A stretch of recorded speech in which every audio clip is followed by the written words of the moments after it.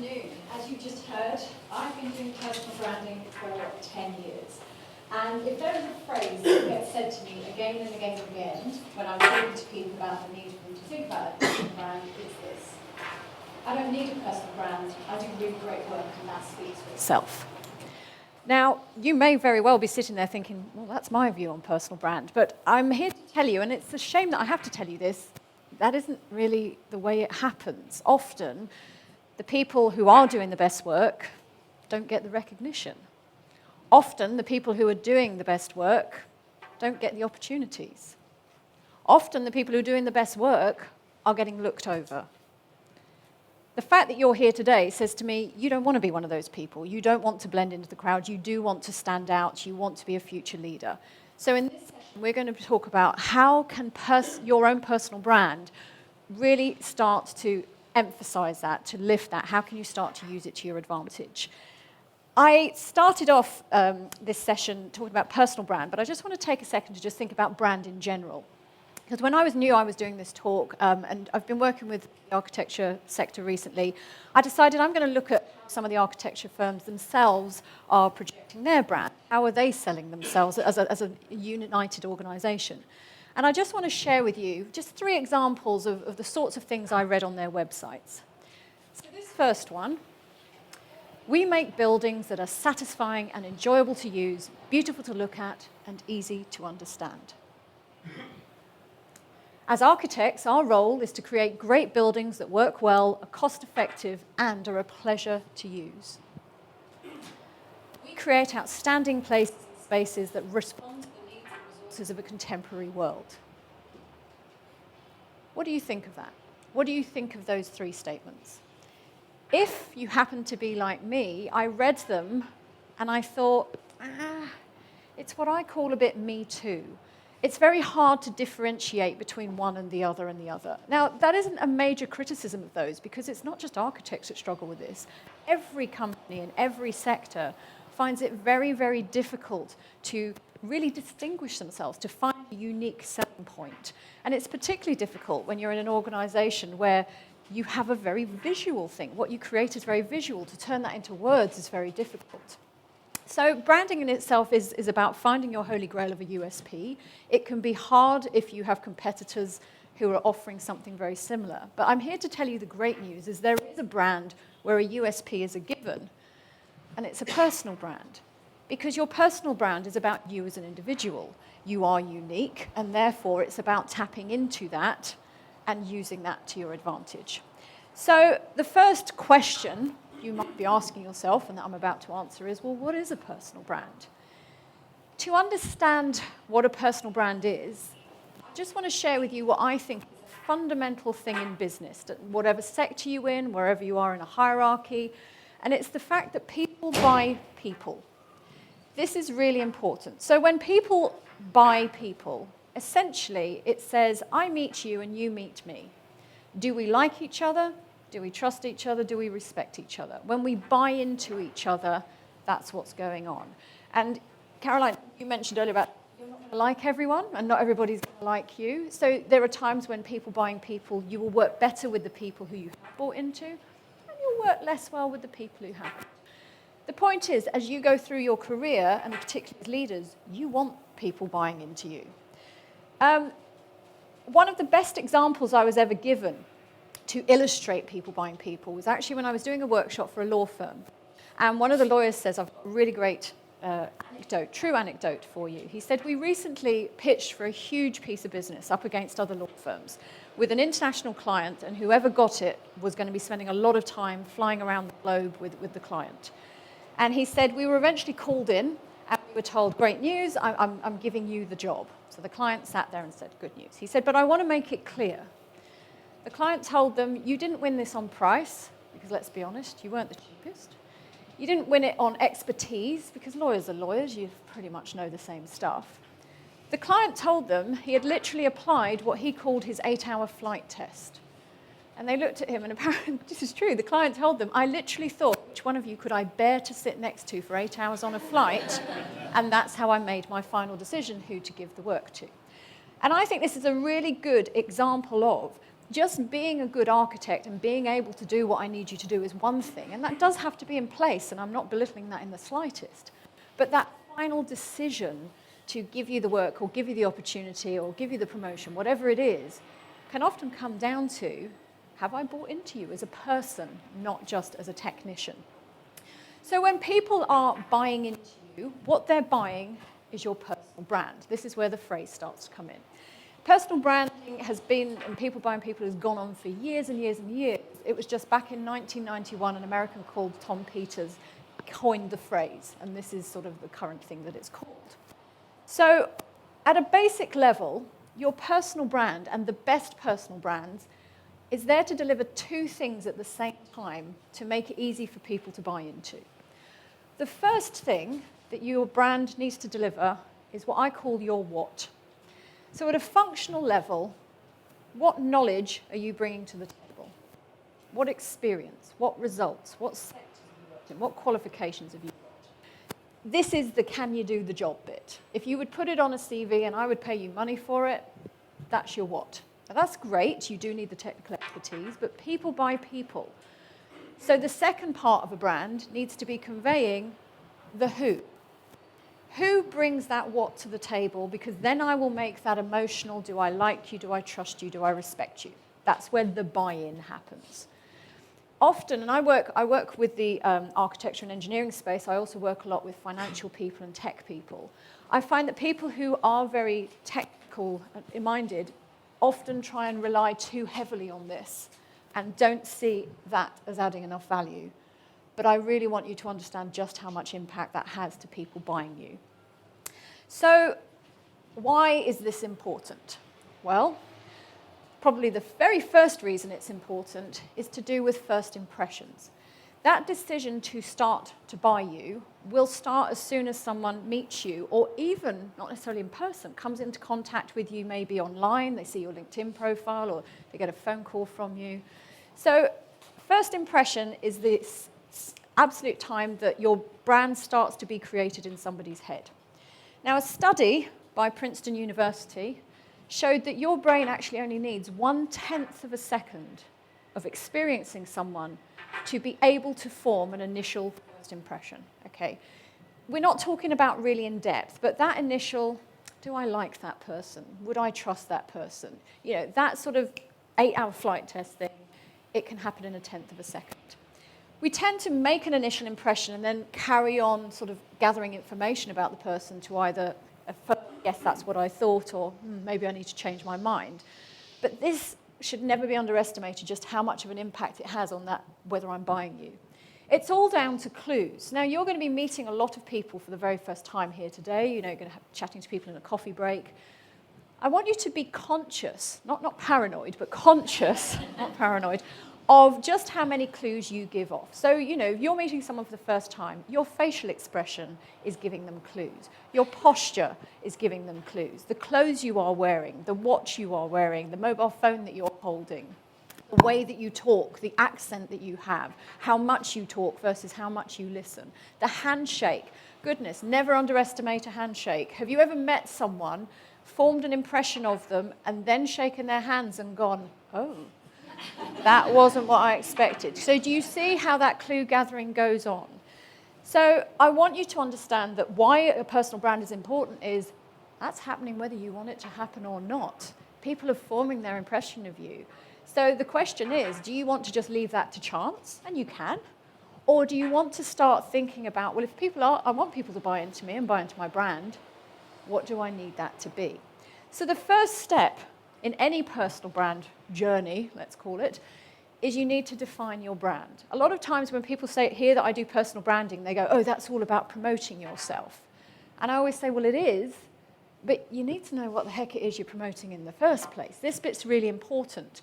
Or to quote Marissa Mayer, she says, if you need the user to tell you what you're selling, then you don't know what you're selling. People buy people. What they're buying is your brand.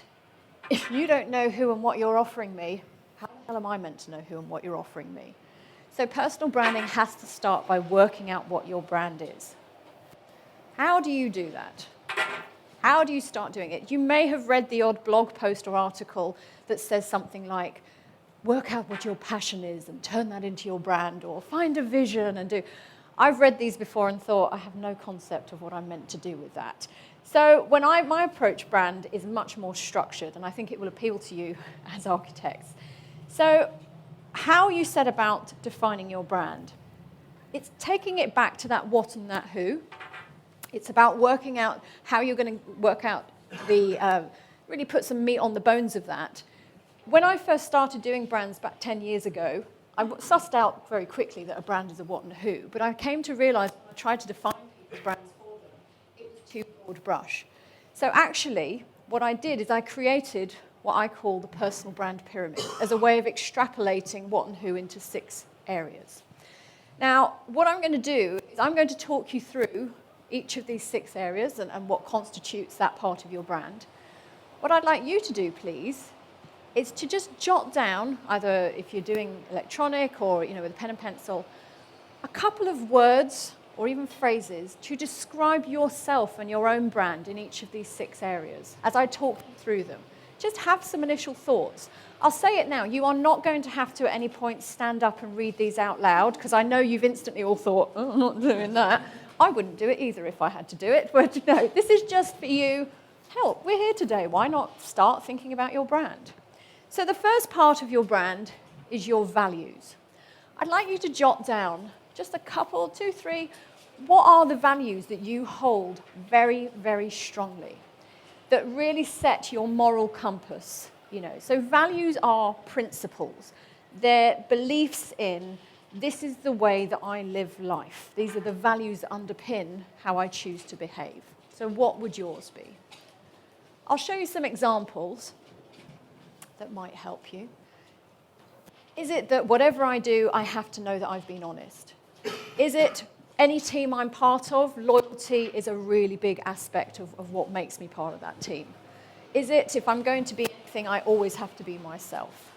What are the tenets that lead you? Okay. The second part of the brand is drivers. I want you to jot down, what is it that motivates you?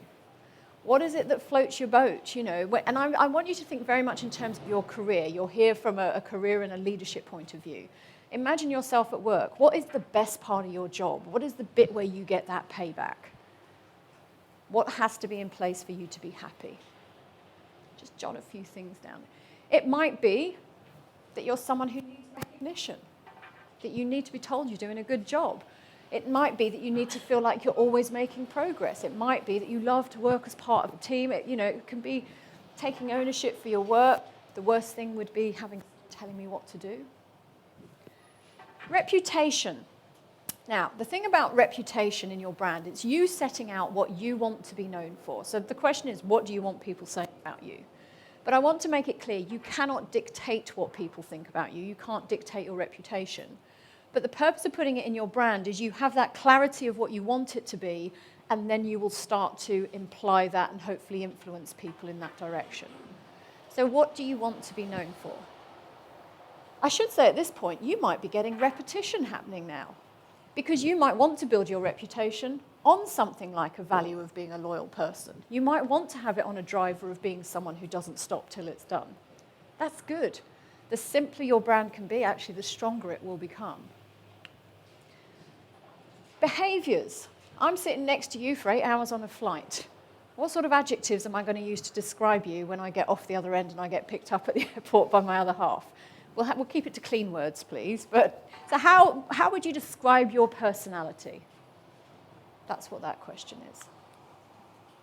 Again, you may be getting some repetition of words. Your value of loyalty might lead you to behave in a loyal way. Maybe being trusted is part of that. I'll show you some examples. People need to know who and what they're getting. Caroline mentioned earlier, you said, I'm not an aggressive person. I like to be quiet, and when I say something, it's because it's going to add value. That is the behavior. That's her telling you something about her brand. Skills and strengths. I always ask the question for this one, what are you great at? That's what goes into that part of your brand. And I don't just mean the good stuff. That's not a facetious, what are you great at? That's a genuine, when you think of yourself amongst your peers, what's the thing that you know you score top trumps for? That's not saying you're better than them, because you're not. It's saying you're better than them at this, and then they'll be better than you at something else. So what's the thing where you knock it out of the ballpark? It might be a skill that a technical thing that you've learnt and you know you thoroughly excel at, or it could be more of a behavioral thing, which would come under the heading of a strength. Have some thoughts about that. I'll show you some examples.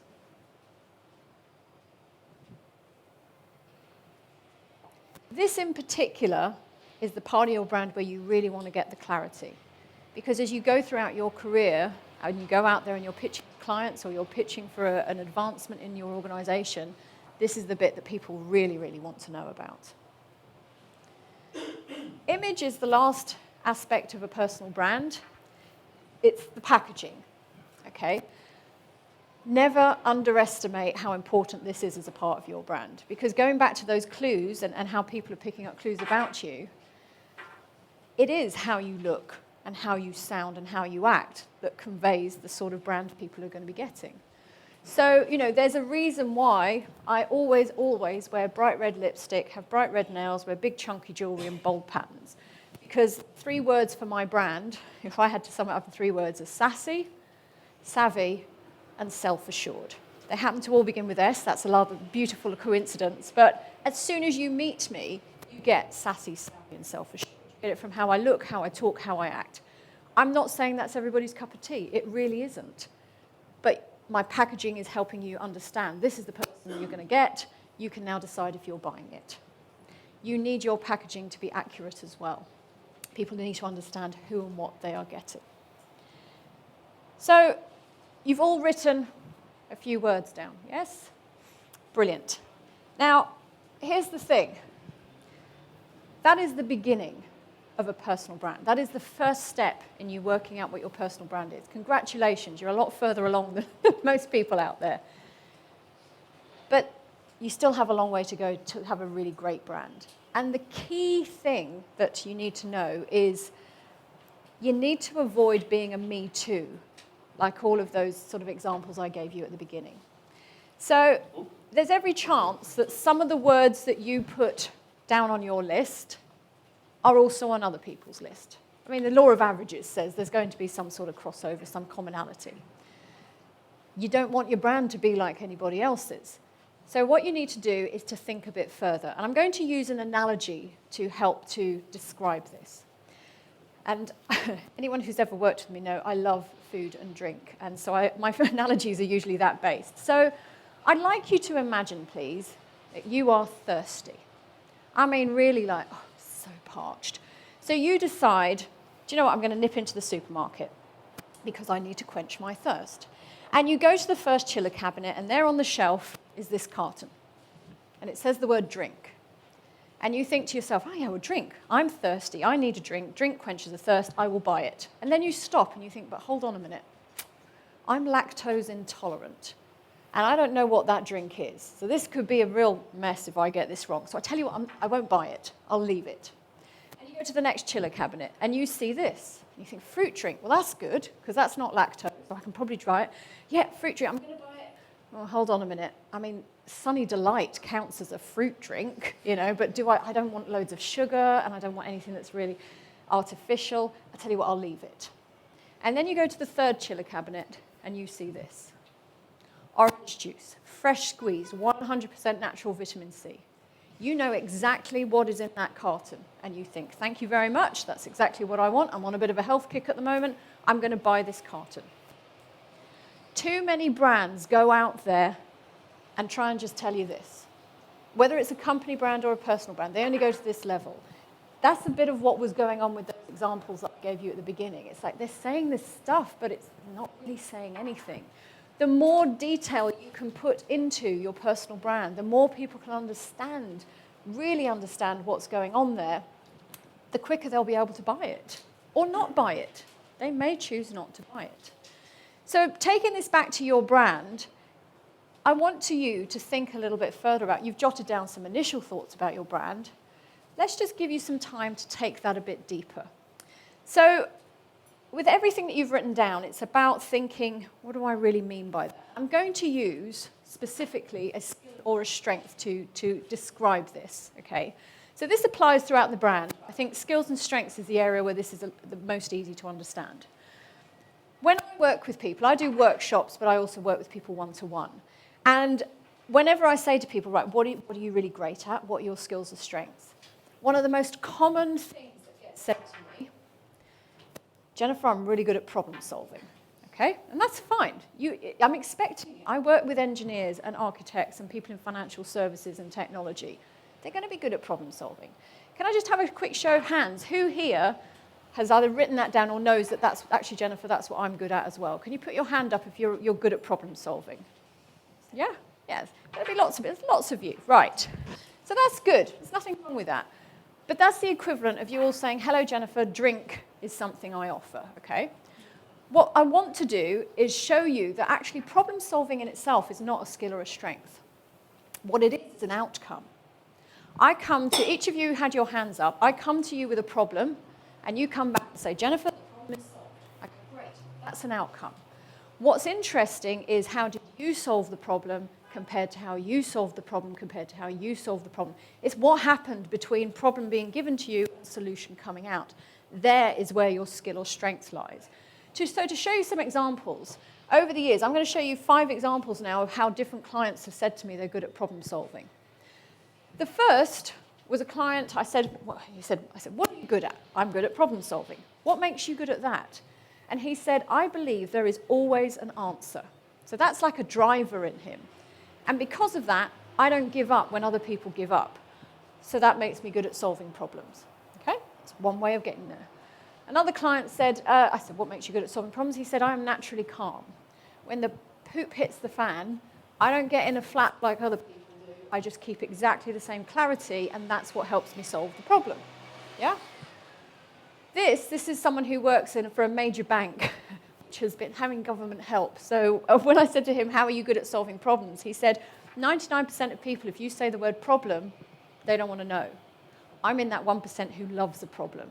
And I remember him saying to me, in fact, I'm getting bored of the small problems. I only want the big problems. He worked for RBS. It's very lucky that you're getting lots of big problems. And he said, essentially, it's a driver. He said, yes, a big problem is overwhelming, but when you overcome it, wow, that feels amazing. So it's an attitude even comes there. A lot of people, and I'll give you a little bit of a pothole to sort of miss in the road. A lot of people, when you say to them, what are you good at? Problem solving. What makes you good at that? Oh, I use my knowledge and experience. Would you please put your hand up if as part of doing your job you use your knowledge and experience? Yeah, that's got to be everybody, isn't it? So I've pointed out to my client, well, that's not really cutting it, is it? Because we're all doing that. Tell me more about that. And this guy said, Jennifer, I've been here 30 years. There is not a single problem that happens today that hasn't happened in history, and I already have a possible solution. So I can instantly get on with trying to fix it. So speed is the sort of differentiator there. It's how he's applying his knowledge and experience. This last one is probably my favorite. I said to this guy, what are you good at? He says, problem solving. I said, what makes you good at that? He said, I never presume to have any of the answers. So that's his first strength, is not thinking he has the answers. He said, but I have built up a network of people who do. That's strength number 2. And I've built up the trust that they're willing to give me the answers. Because number 2 doesn't work unless number 3 is in place, does it? So can you see, here is 5 people who, if I had just left them to their own devices, are going out in the world selling a brand that says, I'm really great at problem solving. I offer people drink. But it doesn't take much of just saying, well, what makes you good at that? And all of a sudden, they become so much more interesting, so much more individual, and they're actually doing themselves justice. So what I'd like to do is give you a little chance to dig down. How this is going to work, and I'll sort of set a time and tell you how much time we've got in a second. I'd like you to pair up with someone who's either sitting next to you or somewhere near to you, and you're just going to have a really quick discussion. You're going to go half the time is going to be one of you sort of talking one way, and half the time it's going to be going the other way. All you're going to do is one of you is going to start off by saying, right, one of the skills or strengths I have is, and you're going to choose something that you're really good at. It might well be problem solving. Those of you who put your hands up, feel free to go with that. Or it might be being organized, or it might be delivering, or being analytical, or any of these things, being creative. You're going to say, right, this is what I'm good at. And the other person is going to say to you, what makes you good at that? And then you've got to come up with an answer. I said you weren't going to have to stand up and discuss this. You're not, but you are going to have to do it in pairs. And you're going to have to come up with an answer. And then that person might well say to you, and what makes you good at that? And what makes you good at that? And what makes you good at that? And see how far you can dig down. Because actually you might discover that something you think you're really great at is another one of those outcomes, and it's something else behind it that is really delivering. So do you understand what I'm asking you to do? You're going to go half, it's going to be one of you doing the what makes you good at, asking the other person, and then you're going to be the one doing the answers. Is that, you all followed the logistics of that, have you? Yes? What we're going to do is we're just going to do this for 6 minutes. We're going to go 3 minutes one way and 3 minutes the other way, okay? I'm going to ask someone to just, has anyone got a phone that you can just set a timer? Thank you. Lucy's going to set a timer, so I'll tip you the nod when it's time to swap. Or do you know what? You're big enough and ugly enough. Just have a conversation amongst yourselves, okay? So off you go. Thank you. Thank you very much. I don't want to interrupt you, but there's some really great speakers still to come, so otherwise we could go forever.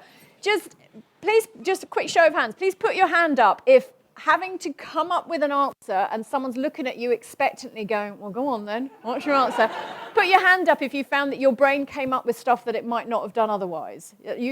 Yeah, exactly. Did you find that here I have been thinking what I was really good at was X, but it turns out I'm really good at something more over here. Did some of you have that as well? Bit of a realization? Point is, at least you're not going out there going, drink. You're now telling me a bit more detail. So what I would like to share with you now, just the final thing, is an example of what you're heading for, a finished brand. Because you have started thinking of your brand, you've jotted a few things down, you've started digging into it. I'm not going to kid you, it ain't going to happen overnight. It does need more thinking and time spending on it. But this is what you're aiming for. So this is an example of a brand of a client I worked with very early doors. I'm going to share with you one set brand, and I just want you to get a feel for this person. So, there we go, it's all on. So just take a second. So this is Julia. She takes personal responsibility. That value means operating in an open way so people are open in return. She's motivated by delivering change, and it's that sense of pride, the real payback is making things happen that nobody else would or could.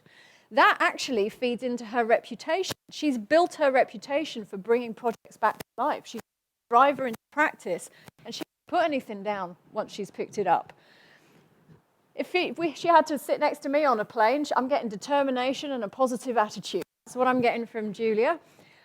This is a really good example of that layering of detail. So the outcome that she delivers is she quickly assimilates new information. What makes her good is I don't get fazed by it. And what makes her good at that is because I know where to go and look for the rest of it. It's so much more engaging than just saying, oh, I pick things up quickly. Even her packaging, you can't tell this. This is her LinkedIn picture. But Julia is someone who, if you meet her in person, she will dress very conservatively from head to ankle. And then she will wear the sassiest shoes going. I mean, really funky stuff. And she said, I just really like it when someone happens to look down and go, wasn't expecting that. She doesn't do it for effect. She does it because it's an accurate representation of who she is as a person and what she's like anyway. Quick show of hands. When you read this, going back to people by people, please put your hand up if this brand appeals to you. If you think, yeah, if I met a person and worked with them, I would be buying into that. Just show of hands, who likes it? Quite a lot of people. Is there anyone in the audience who reads that and thinks, no, it does nothing for me, really, actually probably don't like it? Anyone feel like that? Feel free to say. She's not going to walk into the room. Or is she? Aha, no. Sometimes people say, oh, I don't know, it sounds a bit cheesy, or who can really say that they always deliver? That is in her brand because that is absolutely what Julia does. There are people who don't like that, and that's the point. Your brand is meant to be an accurate representation of the best version of who you already are, and the appreciation that not everybody's going to buy that. Well, that's fine. There's not a single brand in the world that everybody buys. It just doesn't exist. When you do your brand, you get that confidence of, but this is who I am, and the people who buy it are going to love it, and the people who don't, that's perfectly fine. So I just want to finish by sharing with you 3 leadership challenges, 3 ways of wrapping this up. Number 1, you're going to be meeting a lot of people today and going forwards in your careers. be conscious that that decision to buy into you will all stem from the first impression. So just think about, what is the brand I want to convey, and is that coming across through the clues that I'm giving? Not just here on the day, but things like online and how you are in the office and in meetings.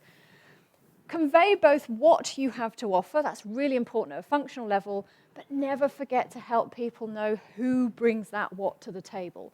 That's where that lovely emotional spark happens.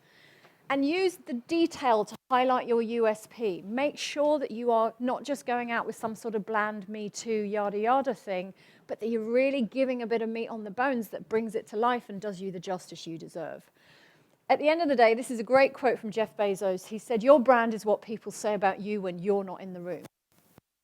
That can work in your favor. If you are a leader in your business or your clients and people are saying great things about you, they're buying into your brand before they've even met you because of what's being said by other people, spot on. But what if what they're saying isn't so great?